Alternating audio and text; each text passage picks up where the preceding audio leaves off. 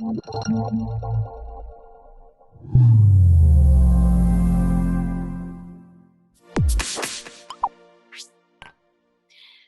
week, we have, drumroll please, Alexa Freudigmann, Senior Vice President and Partner at Inventa.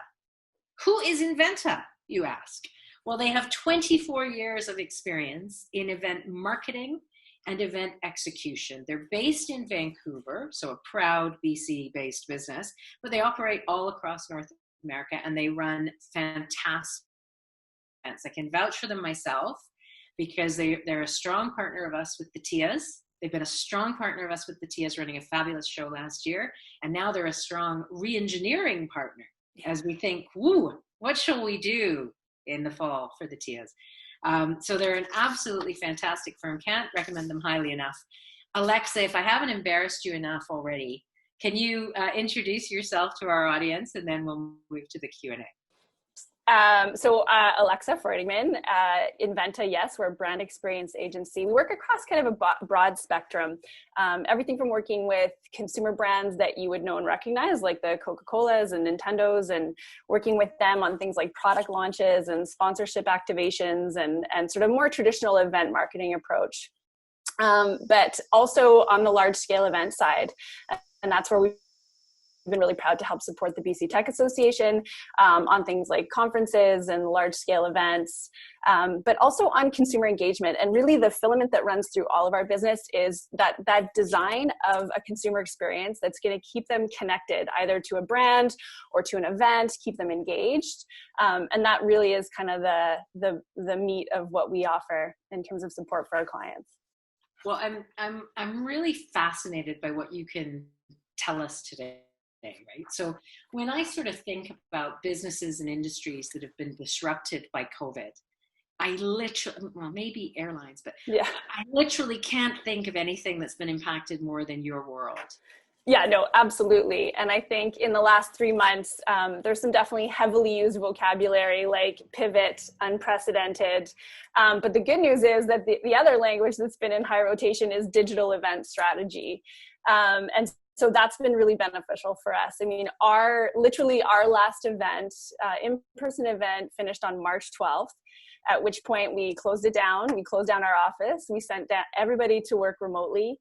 And we really started to get to work on helping other clients in our pipeline pivot their events and realize that this wasn't going to be a short-term thing. Your event that you had planned for November, your gala in December is not happening. And how do we help you pivot that event, for lack of a better word, and come up with an effective strategy for these virtual events? Because the truth is as we all are experiencing, it's not just about throwing something up on Zoom and hoping for the best. There really needs to be a strategy behind it and some real thought and planning in the execution as well. So yeah, that's where we've been playing our game over the last 3 months.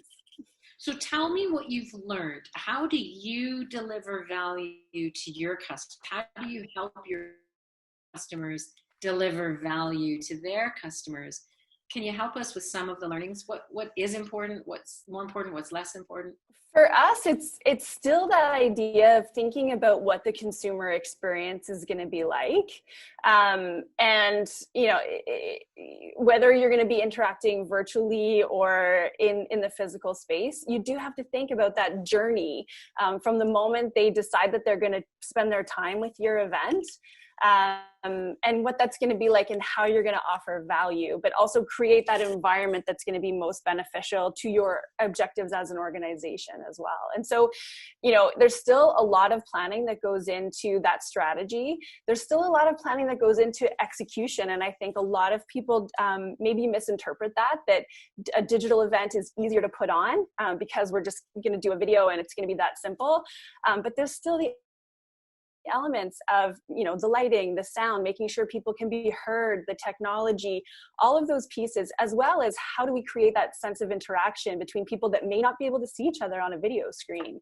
And so the idea that you can do that on your own, certainly you can, but having a friendly partner in the background to make sure all those boxes are ticked and you're not worried about connection issues that people are having or not being able to log in, those are all being taken care of. And I think that's a lot of the value that we've been offering to our clients. I agree. And I've certainly experienced that value from your help and your advice and your support on our events. I would say it's been interesting for me. I think it's been quite revealing to discover what's truly valuable in something that you were doing in person, and how can you retain that really valuable piece. I'm sure all of us, I'm looking at the faces on the call, I've been on some bad Zoom calls in the last few months. I don't know about you. And it does make me think, okay, I'm hostage in my house right now, but I won't be hostage in my house forever. And, the decision is not to just, throw an event online and have it unfold. You actually want to engage with people, have them learn something, experience something, do something different afterwards. When you think about Zoom in particular, since we're using that format today, do you have any do's and don'ts? Do you have any advice on what works and what people could do and what they should maybe avoid? Yeah, and I think a lot of it is engaging with the client early and understanding those objectives that they have for that Zoom. So am I purely disseminating information? Is it purely, I want to get information out to my people? Is it, I want to create thought, or I want to create engagement between a community? And so what we do is go back to that. What's my intent of putting this information online, putting this event together, and really deciding both on the mode. So Zoom is one mode. It may be another mode that's going to be more conducive to that. And then, really thinking about also just the basics of, is this an event that needs to be live? There's this tendency to be like, oh, we want to be live on Zoom with everybody. But is there value that can be created by having something that is pre-recorded, to be honest, whether the audience knows it or not? Is there some value there because we can do a better job at production? We can do a better job at transitioning in the background, and it's just going to come off as a bigger event.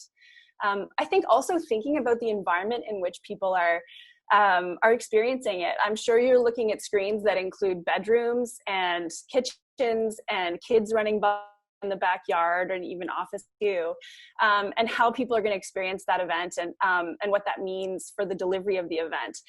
But also thinking, so that physical also extends, and I just want to tell you about a really fun example that we did with a client out of Alberta. So they were the title sponsor of a conference. It was meant to happen in early June. At the last minute, obviously, we had to move online. This conference in particular is in the social media space, and so very engaging, people that really want to meet in person and share their experiences. And so we knew it was an uphill battle to kind of stand out. And we created an at-home package. So we sent every attendee a package that arrived at their home roughly 2 days before, with instructions not to open anything until the day of. We had 3 envelopes that happened throughout the day. To be clear, we weren't managing the entire conference. So the conference organizers had planned for literally a 5-hour day online. As an organizer, I'd recommend against that, but that's what we were dealing with. But we broke the day up.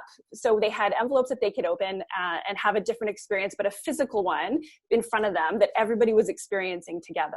And so those were some of the most popular elements of the conference. And the highlight was the lunchtime engagement. We had them open an envelope. Inside was a bingo card with a marker. And we did a half-hour session of drag queen bingo. Super engaging.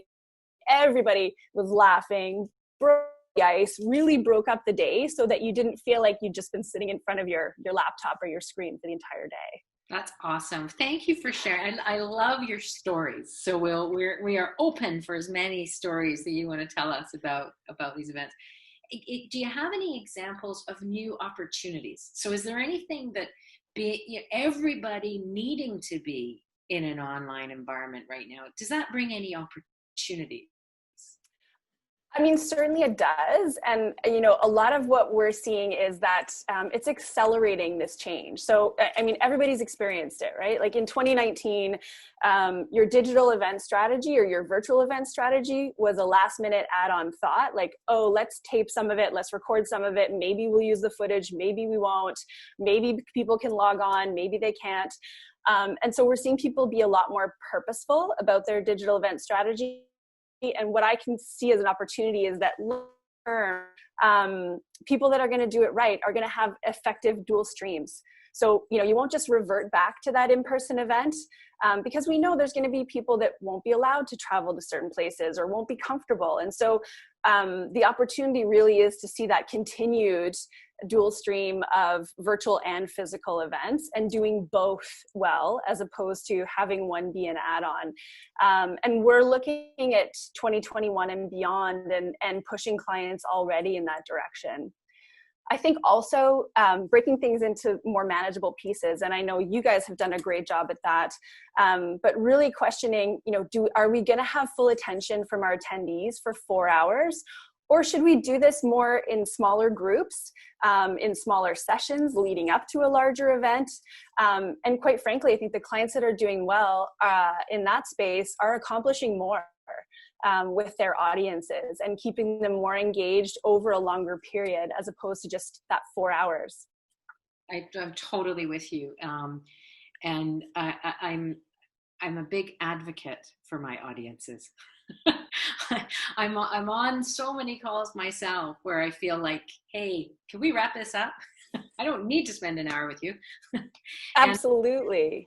That's what we're managing to achieve. And of course, we're working together to achieve that on the TIAs, so that we keep absolutely everything that's amazing about that event, the community coming together, the spontaneity of discovering the winners on the night and hearing those thrilling speeches that are impromptu, and finding new ways to sort of bring the physical and the online experience together. So I'm excited by what we're building together. And I'm sure we're going to run a great event in the fall. Now, listen, before I go to the chat, because we've got quite a few questions in the chat, so I want to make sure that we make time for those, but is there any specific advice you'd give to this community about online events, because we're tech? Do the same rules apply to us as everyone else, or is there anything specific that you'd highlight for us? Yeah, it's funny that you ask, because I like to say that we've pulled off the triple crown in BC, working with you guys at the BC Tech Association, also with Innovate BC on the BC Tech Summit, also with the Digital Technology Supercluster. So while Inventa doesn't consider itself a technology company yet, I think we're heading in that direction. But I would say in this sector in particular, a lot of people have their own internal events department. And when I say department, it's usually 1 or 2 people working off the side of their desk that have been tasked with, you're going to run this event. And what we're seeing is that in an environment where your day job has become more complicated, you're dealing with a lot of crisis management, managing event strategy off the side of a 2-person desk is not going to be effective. Certainly not if you want to have that in-depth connection with your office or with your audience, excuse me. So I would say the biggest, advice I would give is reach out. We're here. There's lots of other great experienced people like us as well, that have experience in this space and willing to share that knowledge and help build an effective strategy, as opposed to, suffering in silence, and also potentially losing part of your audience and that engagement that you've spent a lot of time and energy building up. You don't want to lose them in this moment, because I think there's a really great opportunity to build deeper connections and deeper senses of community as we come out of this than there have been in the past. So yeah, reach out. Fantastic. Thank you so much. Okay, let me hop over to the chat now. And of course, an invitation to everyone on the call. Don't hesitate to raise any questions you might have in the chat. I'm going to just combine a couple of questions that I see from Tara and from Kathleen. So Tara's saying, we're receiving feedback from students that they're tired of Zoom because all of the classes are online. So how can we figure out how to engage them for the virtual employer, the jobs events in the fall? Is there any suggestions? And Kathleen's also asking, are you seeing any fatigue or drop off with online events? How can we mitigate that? So same sort of issue around fatigue. Fatigue for sure. Everybody's on Zoom. I know I spend a good 4 or 5 hours of every day looking at myself on a camera now. Yeah, and I would say event design becomes really important, and thinking about how you want to connect with those people and what you want them to be taking away from it. In the area of a job fair or engaging with them, I'd say there's different platforms. Zoom might be great for an interview or something like that, but there's other platforms that can serve that particular area better. We've worked with Remo, we've worked with Hey Summit, we've worked with a number of them, and I think again, it's that design of what's the key takeaway I want people to have, what's the key experience I want people to have, and then what is that environment, and that, you know, Zoom, Teams, and Google Meet aren't the only options on the block. Yeah. So a couple of practical questions here. Again, I'm going to sort of lump those together. So Joseph's asking a great question. Do you recommend the purchase of green screen material or similar for frequent or key presenters to try and retain control of the background? Or is that kind of, you know, it depends, it's minor compared to other factors? And then Tara's saying there does seem to be a reluctance for participants to pay for virtual events. Are you seeing anything in that space? So two very practical questions there. Yeah, the first one, green screen, I think this is a personal decision. I prefer to have an attractively done actual backdrop, because we're spending so much time in the virtual world, and everybody knows that you can create these sort of green screen effects. You know, I would suggest it's better to have sort of a nice real world background, and it's less robotic, and I find it's easier to make connection when you're not watching what's going on around people's hair or why things look weird. It's distracting, and that's my personal point of view.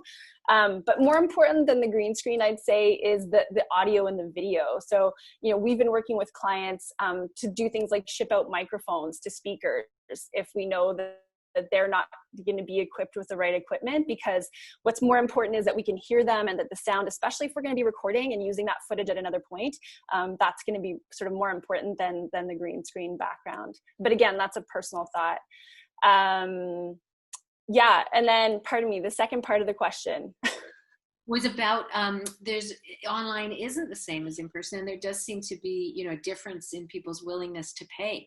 Agreed. And so that's part of the event strategy. You know, going out and deciding that your $1,200 2-day conference should still be a $1,200 2-day online digital conference is not an effective strategy. We need to think about people's why they're coming. Are they coming to engage and network? In which case, you've lost a big piece of that ability. Certainly, we can replace some of it with the digital tools, but that's going to impact your pricing strategy. And so you need to think about that. Also think about breaking things into pieces and looking at more of a subscription model, or and so that you're not asking people to commit 2 days of sitting in front of their computer, or you know, 4 hours of sitting in front of their computer, but you're breaking it up over a longer period. It's more digestible, and they're not going to be left at the end of the event struggling to figure out what they took away, because after an hour, you know what you took away, and it's fresh and it's there. After 4 hours of, you know, 5 different speakers, it's going to be harder to take away what those nuggets are and the value that you got from these. But I will say people are doing it effectively. So we recently assisted the BCAMA with their revision conference. We had a great sessions with them, some really great keynote speakers.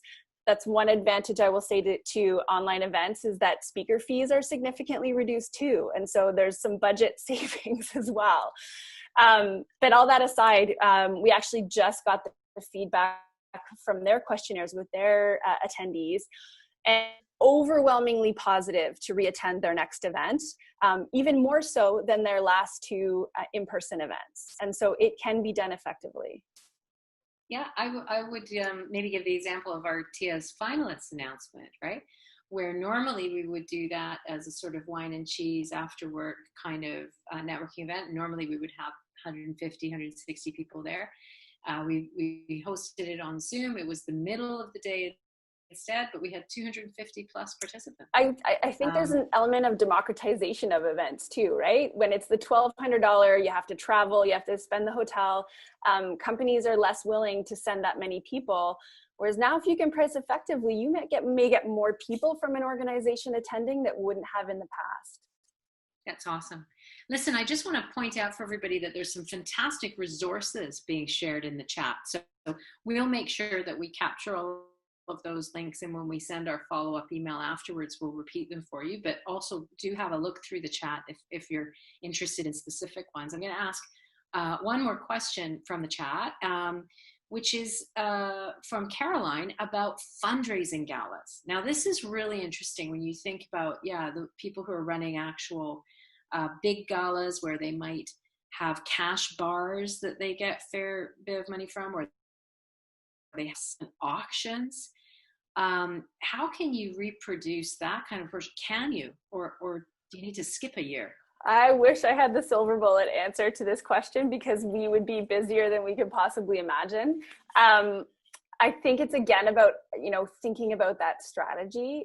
I'll be honest, I haven't seen yet, and not saying it's not possible, but I haven't seen yet someone do that to the same level of effectiveness. But I think it's about thinking about what your strategy is for that event. Certainly there are tools, and I know we're talking to lots of homegrown options, like Traction on Demand is working on a solution there, and they've been testing it. And so we're engaging with the community to figure out how we can create a tool that's more effective.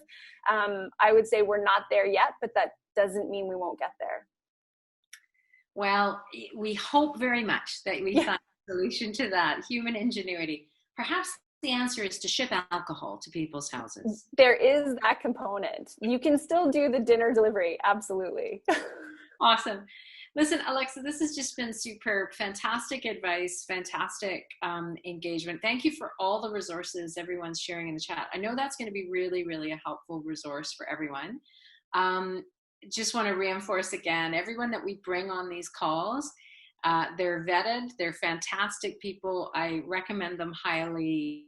If you are running events, please don't hesitate to get in touch with Inventa. I guarantee you the team will make sure that you're having a wonderful experience. Thank you, Alexa. Thank you so much.